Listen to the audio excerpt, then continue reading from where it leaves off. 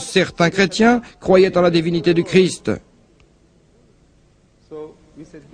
Pour cela, nous disons que ces choses-là se sont produites dès le début et n'ont pas cessé depuis.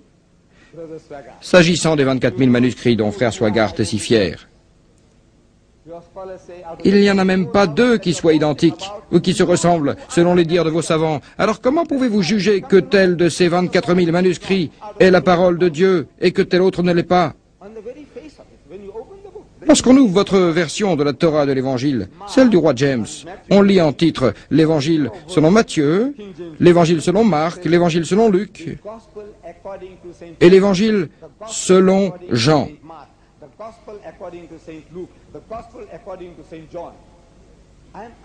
Que signifie, je vous le demande, le mot selon, selon, selon? J'ai le livre de frère Swaggart. L'homosexualité, ses causes et ses remèdes.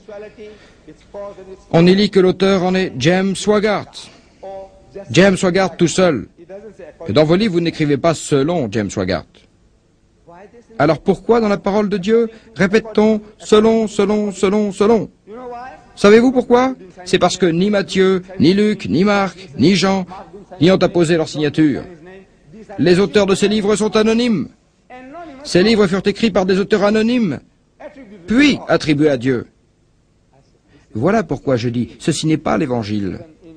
Même dans la traduction arabe de ces livres, on lit l'Évangile de Matthieu, ce qui veut dire que Matthieu en est l'auteur, l'Évangile de Marc, l'Évangile de Luc et l'Évangile de Jean. Or nous croyons uniquement à l'Évangile de Jésus, c'est-à-dire ce qui est attribué à Jésus, qu'il a prêché et enseigné comme étant la parole de Dieu.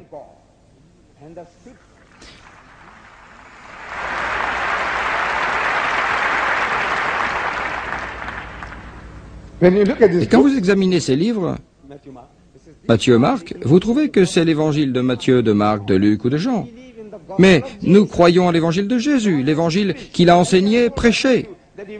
Matthieu nous raconte qu'il est allé à tel endroit et a prêché l'évangile. Marc dit qu'il est allé à tel endroit et a prêché l'évangile. Luc dit qu'il est allé à tel endroit et a prêché l'évangile. Jean dit qu'il est allé à tel endroit et a prêché l'évangile. Ces apôtres avaient-ils un livre sous le bras? Jamais de la vie. Ce qu'ils prêchaient venait de Dieu. Voilà ce à quoi nous croyons.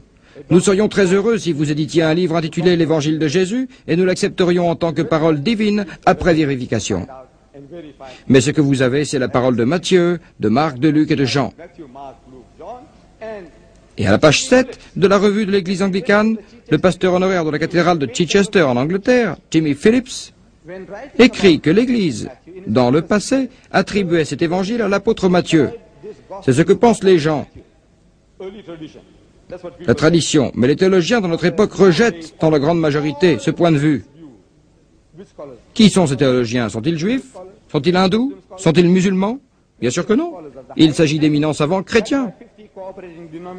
Ils disent que Matthieu n'a pas écrit Matthieu, puis il ajoute l'auteur que nous pourrions simplement appeler Matthieu. Simplement. Pourquoi simplement? Parce qu'au lieu de dire livre premier du Nouveau Testament, chapitre 9, verset 9, et livre premier du Nouveau Testament, chapitre 5, verset 17, et de gaspiller mon temps et le vôtre. Je dis Matthieu 9, 9 ou Matthieu 5, 17. J'emploie simplement le nom de Matthieu. Et le révérend Philippe écrit donc, l'auteur que nous pourrions simplement appeler Matthieu s'est rapproché de manière évidente des sources qui ne seraient qu'un ensemble de traditions orales et a adapté librement l'évangile de Marc qu'il copiait à l'école. Matthieu, le disciple et l'apôtre de Jésus, copiait sur un enfant de 10 ans qui n'a jamais été témoin des événements. Est-ce possible? Pourriez-vous admettre cela? Et vous continuez à prétendre que c'est la parole de Dieu? Cela a du sens pour vous? Un homme témoin, un compagnon de Jésus? Cela a vraiment du sens pour vous? La généalogie. On trouve dans les évangiles 2 généalogies de Jésus, l'une en Matthieu, l'autre en Luc. Mais dans les 2 listes des ancêtres, on ne découvre que 2 noms parmi 66 qui soient cités à la fois par 2 évangélistes. Frère Swaggart suppose que l'une concerne la généalogie de Marie et l'autre celle de Jésus. Est-ce l'Évangile qui le dit? Pas du tout. Les deux livres disent que c'est la généalogie de Jésus. Et il n'est pas question de Marie. 66 noms, parmi lesquels on ne trouve pas, sauf dans un seul cas, deux noms identiques, ni le prétendu père de Jésus. Peut-on imaginer cela? Dieu tout haut n'y figure pas? Dieu qui révèle sa généalogie en omettant son nom et en s'écartant du chemin? Une liste de 66 noms qui ne comporte pas le sien?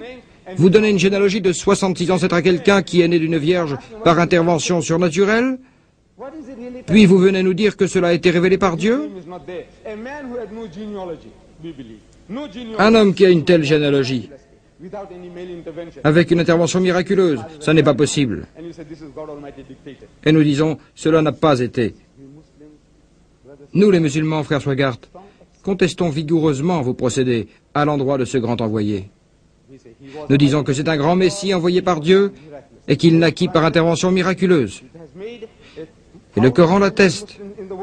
Et c'est grâce au Coran qu'1 milliard de musulmans dans le monde croient, sans exiger une quelconque preuve, que Jésus naquit par miracle, qu'il est le Messie, qu'il est la parole de Dieu révélée à Marie. Et demain, je traiterai ce sujet en parlant de Mohammed, successeur naturel de Jésus. Je suis prêt à répondre à vos questions.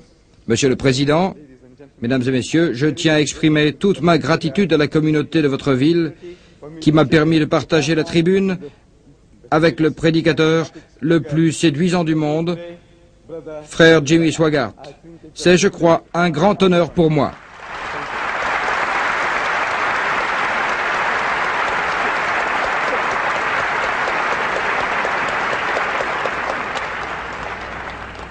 Et maintenant, pour 10 minutes, le révérend Jimmy Swaggart.